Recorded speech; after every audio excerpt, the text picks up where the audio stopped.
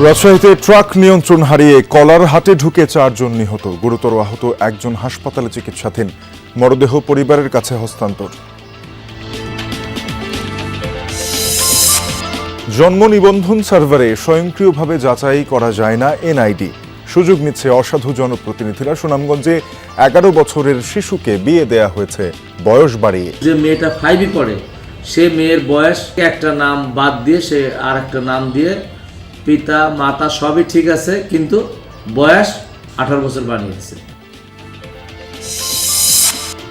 সারা দেশে চলছে নতুন শিক্ষাবর্ষের পাঠ্য বই বিতরণ। উচ্ছ্বসিত শিক্ষার্থী ও অভিভাবকরা 15 জানুয়ারির মধ্যে শতভাগ ছাত্রছাত্রীর হাতে বই পৌঁছানোর প্রত্যাশা।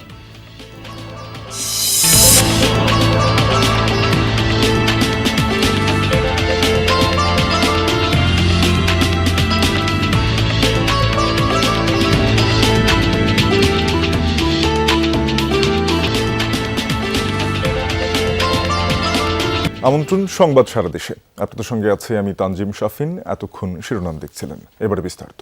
ভুয়া পরিচয়পত্র দিয়ে অনলাইনে সহজেই মিলছে জন্ম নিবন্ধন। কারণ জন্ম নিবন্ধন সার্ভারে স্বয়ংক্রিয়ভাবে এনআইডি যাচাই বাছাই করা যায় না, সেই সুযোগ নিচ্ছেন অসাধু জনপ্রতিনিধিরা। সম্প্রতি সুনামগঞ্জে ভুয়া এনআইডি দিয়ে 11 বছরের এক শিশুর জন্ম নিবন্ধন তৈরি করা হয়। বয়স বাড়িয়ে বানানো নিবন্ধন দিয়ে বিয়ের পিঁড়িতে বসানো হয় শিশুটিকে। পরিবার মামলা করলে বিষয়টি জানাজানি হয়। যে বয়সে দুরন্তপনায় বেড়ে ওঠার কথা, সেই সময় সুনামগঞ্জের মাইজবাড়ি সরকারি প্রাথমিক বিদ্যালয়ের এক ছাত্রীকে বসতে হয়েছে বিয়ের পিঁড়িতে। জন্ম সনটা হলো 15 আর এখন 25 চলে। এই হিসাব অনুযায়ী তার বিয়ের বয়স হওয়ার কথা হয়নি, এটা নিশ্চিত।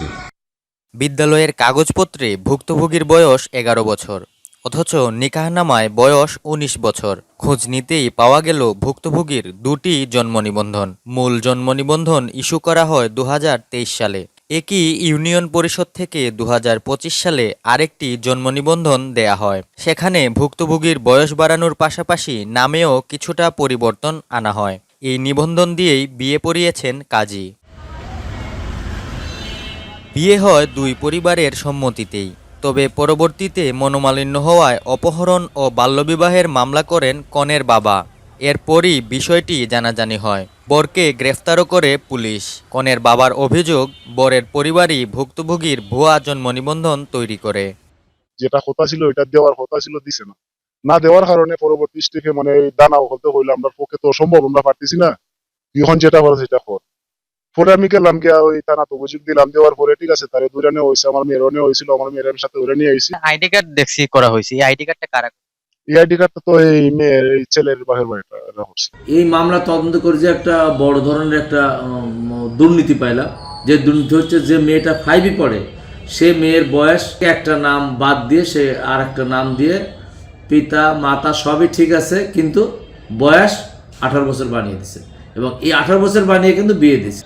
কিন্তু জন্ম নিবন্ধন থাকার পরও অনলাইনে বয়স বাড়িয়ে কিভাবে আরেকটি নিবন্ধন হলো? এই নিবন্ধনটা এনআইডি মাধ্যমে হয়েছে। আর এনআইডি আমাদের কাছে আছে ফটোকপি, নিবন্ধনের কপি আছে, আবেদনের কপি আছে। তখন তার সম্পূর্ণ কিছু যখন ওকে হয়ে যায় তখন আমরা দিতে বাধ্য, তাহলে তো আমরা ফিরে ভাই। অর্থাৎ 11 বছরের এই শিশুর রয়েছে ভোটার আইডি কার্ড। সেই পরিচয়পত্র নিয়ে নির্বাচন অফিসে টিম যমুনা। এবার ডাটাবেজে এনআইডির কোনো তথ্য পাওয়া গেল না। যাচাই বাছাই ছাড়াই ভুয়া পরিচয়পত্রের বিপরীতে দেয়া হয়েছে ভুক্তভোগীর জন্ম নিবন্ধন।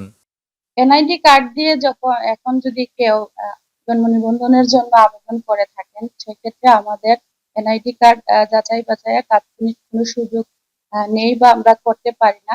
তারা এই ভুয়া আইডি কার্ড বানান সহযোগিতা করে।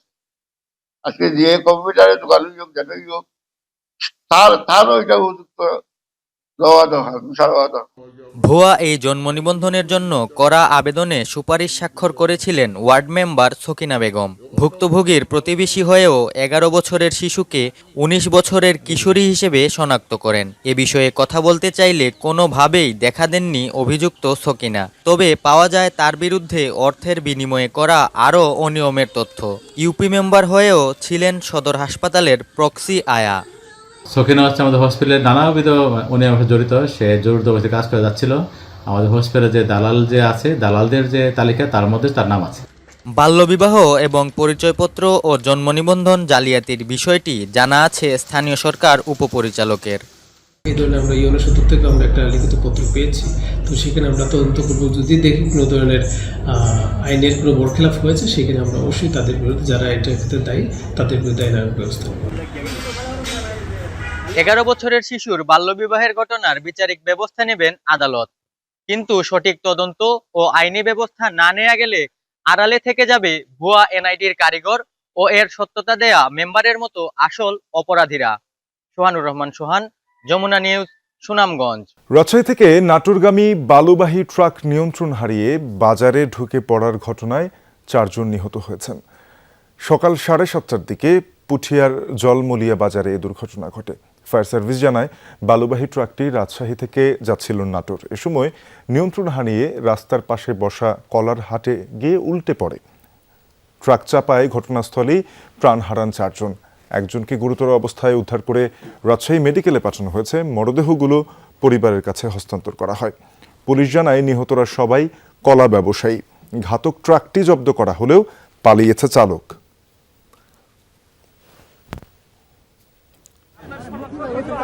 শব্দ হলে দৌড় মারে আসে দেখি এই ঘটনা।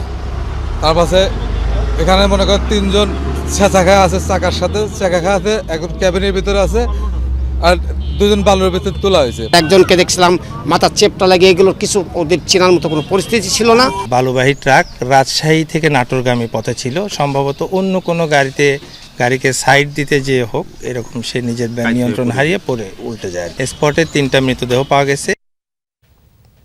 মর্মান্তিক এই দুর্ঘটনার বিষয়ে আরো বিস্তারিত জানতে চাই, সহকর্মী তারেক মাহমুদ রয়েছেন ঘটনাস্থলে। তারেক, জানাবেন যে মরদেহগুলো পরিবারের কাছে হস্তান্তর করা হয়েছে কিনা, এই ঘটনায় কোনো মামলা করা হয়েছে কিনা এখনো পর্যন্ত? শাফিন, মৃত 4 জনের মরদেহ পুলিশ উদ্ধার করে 4 জন পরিবারের কিন্তু লাশগুলো হস্তান্তর করা হয়েছে। এবং আমি রয়েছি এই কলা ব্যবসায়ী যিনি ছিলেন মুনকের, তার বাসায়। এখানে একটু দেখাই যে লাশ আনার পরে আসলে স্বজনদের যে আহাজারি সেটি শুরু হয়েছে। পাড়া প্রতিবেশী, আত্মীয় স্বজন তারা দেখতে আসছে। এবং পুলিশ যেমনটি বলছে যে মৃতদের স্বজনদের কাছে লাশ হস্তান্তর করার পরে এই তাদের যে ঘাতক ট্রাক, সেই ঘাতক ট্রাকের যারা সংশ্লিষ্ট ড্রাইভার সহ তাদের ধরতে কাজ চলছে। এবং এই ঘটনায় থানায় একটু অপমৃত্যুর মামলা করা হয়েছে। এবং পরিবার চাইলে আসলে নিয়মিত যে মামলা সেটিও নেওয়া হবে। তবে এই মুনকেরের বাসায় আমরা এসেছি, তাদের পরিবারের সাথে, তার স্ত্রীর সাথে আমার কথা হয়েছে। তারা বলছেন যে তারা কোনো মামলা করতে চান না এবং তার লাশটি বিকেলে কিন্তু দাফন করা হবে, বাদা আসরের পরে দাফন করা হবে। এবং ইতিমধ্যে আমি দেখতে পাচ্ছি যে এই মুনকেরের যে যারা পরিবার পরিজন, আত্মীয় স্বজন, পাড়া প্রতিবেশী সকলে এসেছেন। এসে আসলে তাকে শেষবারের মতো একবার দেখার জন্য সকলে দেখে যাচ্ছেন। এবং গোটা এলাকায় কিন্তু আমি দেখছি যে একদমই সকলের কিন্তু দুঃখ ভরাক্রান্ত মন নিয়ে সকলেই কিন্তু এই নিহতের যে ঘটনা সেটি জানাচ্ছেন। এবং সেই সাথে সাথে বলি যে সকাল 7:30টায় কিন্তু রাজশাহী ঢাকা মহাসড়ক এবং রাজশাহী থেকে যে বালুর ট্রাকটি নাটোরে যাচ্ছিল, তার মধ্যে কিন্তু যে এই ঝলমলিয়া হাট, সেই হাটে কিন্তু কলার যে হাটটি রয়েছে, এই হাটে ব্যবসায়ীরা প্রতিদিন প্রতি হাটেই কিন্তু ব্যবসা করে থাকেন। এবং আজকে হঠাৎ করে বালুর ট্রাকটি কিন্তু উল্টে পড়ে যায়, এর মধ্যে 4 জন নিহত হয়। এর মধ্যে মুনকেরও কিন্তু ছিলেন, মুনকেরও তিনি কলা ব্যবসায়ী ছিলেন, নিহত হয়েছেন। তার যে লাশটি সেটি বাসায় আনা হয়েছে এখন। শাফিন। তারেক, আপনাকে ধন্যবাদ জানাচ্ছিলেন বিস্তারিত। ধ্বংস নয়, প্রতিশোধ নয়, শেষবারের মতো রাজনীতির মঞ্চে এমন অহিংস বার্তাই রেখে গেছেন বেগম খালেদা জিয়া। ক্ষমতা আর কারাগারে কঠিন পথ পেরিয়েও সংযমের এই উচ্চারণই আজ বিএনপির সামনে খুলে দিয়েছে নতুন বাস্তবতা। বিশেষজ্ঞরা বলছেন, এটি শুধু একজন সাবেক প্রধানমন্ত্রীর বিদায় নয়, এটি বিএনপির পরীক্ষিত রাজনৈতিক ছায়ার অবসান। তাই আগামীতে খালেদা জিয়ার আদর্শকে ধারণ করেই এগিয়ে যাওয়ার তাগিদ দিয়েছেন তারা। আরও জানাচ্ছেন রেদওয়ান আহমেদ। নয়, প্রতিশোধ নয়, প্রতিহিংসা নয়, ভালোবাসা, শান্তি ও জ্ঞান ভিত্তিক সমাজ গড়ে তুলি। এক লড়াকু রাজনৈতিক জীবনের রীতি। রাষ্ট্র ক্ষমতা, কারাবাস, নিপীড়ন আর অসুস্থতার দীর্ঘ অধ্যায় পেরিয়ে খালেদা জিয়ার বিদায় হলো সর্বজনের সম্মান আর মর্যাদার মধ্য দিয়ে। তবু মৃত্যুর সময় পেয়েছেন অরাজনৈতিক সরকার ও সর্বস্তরের মানুষের সম্মান। বাংলাদেশের রাজনীতিতে যা বিরল দৃষ্টান্ত। যারা এসছে তারা শুধু যে বিএনপির আইডিওলজি ধারণ করে তা না, তারা এসছে ম্যাডাম খালেদা জিয়ার প্রতি, দেশনেত্রী বেগম খালেদা জিয়ার প্রতি তাদের শ্রদ্ধার মধ্যে দিয়ে, শ্রদ্ধাবোধের মধ্যে দিয়ে। এই জানাজাটাকে গণভোট হিসাবে নিলে বিএনপি ভুল করবে। এটা অবশ্যই একটা গণভোট, কিন্তু এটা বিএনপির জন্য নয়, এটা হলো শ্রদ্ধার গণভোট। এবং এই বিএনপির জন্য এটা একটা সোনালী মুহূর্ত নিঃসন্দেহে। এক সপ্তাহ আগেও আমার মনে হয় না বিএনপির সংগঠকরা ভাবতে পেরেছেন যে তাদের নেতৃত্বের প্রতি এদেশের মানুষের শিকড়ের এত ভালোবাসা বা শ্রদ্ধা আছে। এটা তাদের জন্য হয়তো একটা বিস্ময়, কিন্তু এরকম মুহূর্ত একটা রাজনৈতিক দলের জন্য খুব বিরল ঘটনা। যে সম্মান ও মর্যাদায় তিনি আসীন হয়েছেন তার দীর্ঘমেয়াদী প্রভাব ধরে রাখতে আগামীতে বিএনপিকে জনবান্ধব রাজনীতিতে এগোতে হবে। সেটাই এখন দলটির জন্য বড় চ্যালেঞ্জ বলছেন বিশেষজ্ঞরা। দেশের তরুণ সমাজের প্রত্যাশা কিন্তু বিপুল। এবারে নির্বাচনটা মোটেই একটা গতানুগতিক নির্বাচন হবে না, এবং নির্বাচনের পর 5 বছর নিশ্চিন্তে থাকা যাবে এরকম ভাবারও কোনো কারণ নেই। প্রত্যাশার বিপুল চাপ বিএনপির উপর থাকবে। মানুষ আসলে পরিবর্তন চায়, ফলে সেই পরিবর্তনের দায়িত্ব বিএনপিকে নিতে হবে। নতুন যারা, তারা তো, আমি তো বলবো তারা আমাদের দেশের ভবিষ্যৎ, বর্তমান দুটোই। এখন তাদেরকে, তাদের সেন্টিমেন্টকে বুঝে শুনে তাদেরকে সাথে নিয়ে এগোতে হবে। ক্যাবিনেট যেটা হবে সেখানে আমি বলবো যে যারা সিনিয়র, যারা ইয়াঙ্গার, আমি ইয়াঙ্গারদের জুনিয়র বলবো না, ইয়াঙ্গার সবাইকে নিয়েই করা উচিত, যারা কন্ট্রিবিউট করতে পারবে। সামনে নির্বাচন, নতুন প্রতিদ্বন্দ্বী, 4 কোটি নতুন প্রজন্মের প্রত্যাশা। তারেক রহমানের নেতৃত্বে বিএনপি এখন এক নতুন রাজনৈতিক বাস্তবতায় দাঁড়িয়ে। নেতা উনি শুধু নিজ গুণে বলবো না, নেতা উনি বিকজ অফ হিস মাদার, উনি নেতা because of his father, and because of the charisma that he inherited. তা সেখানে আস্থার জায়গায় আছেন উনি এই মুহূর্তে। আমি বলবো এটাকে ধরে রাখা খুবই চ্যালেঞ্জিং, ভেরি ভেরি চ্যালেঞ্জিং। উনি কখনো প্রতিপক্ষকে ঘৃণা বিদ্বেষের ভাষায়, আক্রমণাত্মক ভাষায় কথা বলেননি। আমি দেখলাম যে ওনার ছেলে তারেক রহমানও ঠিক আক্রমণাত্মক ভাষায় এখন পর্যন্ত কারো বিরুদ্ধে কথা বলেননি, বা ওনাদের পরিবারের উপর যে জুলুম হয়েছে সেটার জন্য এখন পর্যন্ত উনি কাউকে আক্রমণ করেননি বা দোষারোপ করেননি। ফলে এই বিষয়টা খুব প্রয়োজন আমাদের দেশে। মানে বাংলাদেশের মানুষ আর প্রতিশোধের চক্রে যেতে চায় না।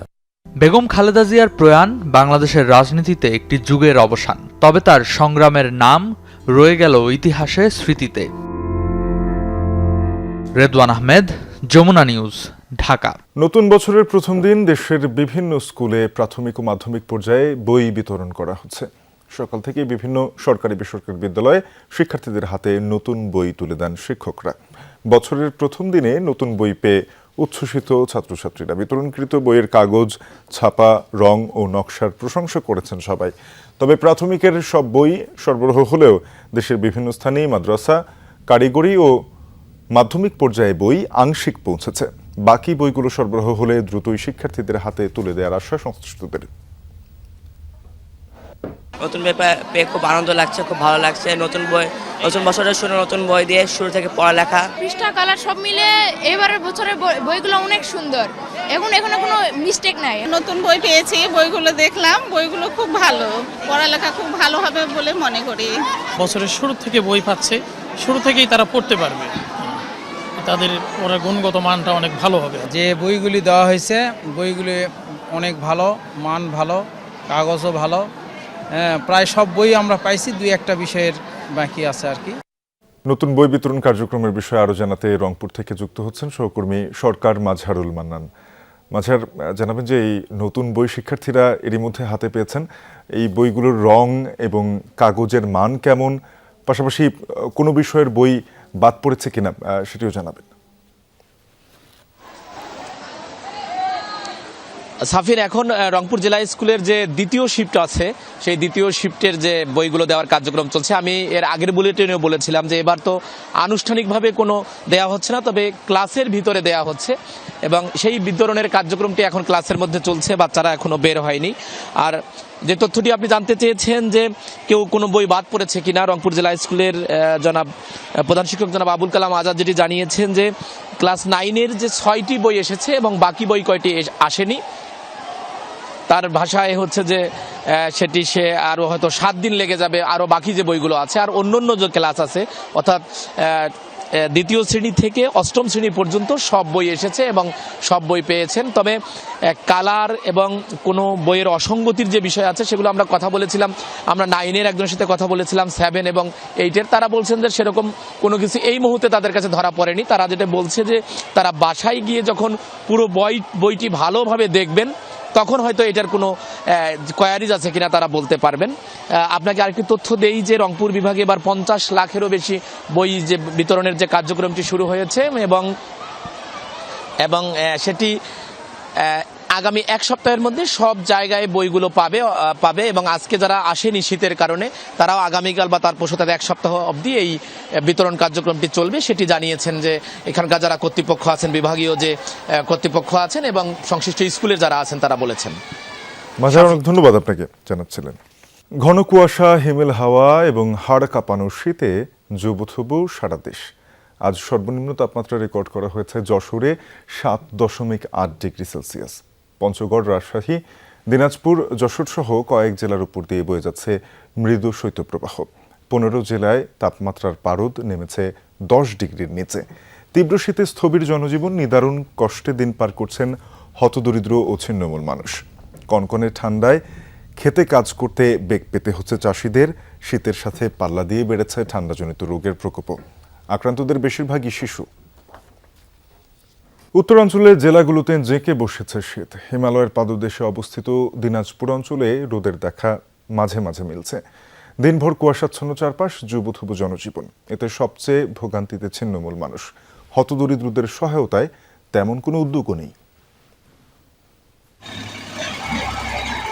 কুয়াশার দাপটে ভর দুপুরেও দেখা নেই সূর্যের, বইছে হিমেল বাতাস। তীব্র ঠান্ডায় স্থবির জনজীবন। গত কয়েকদিন ধরেই উত্তরের জেলা দিনাজপুরে তাপমাত্রার পারদ ওঠানামা করছে 10 থেকে 12 ডিগ্রি সেলসিয়াসের মধ্যে।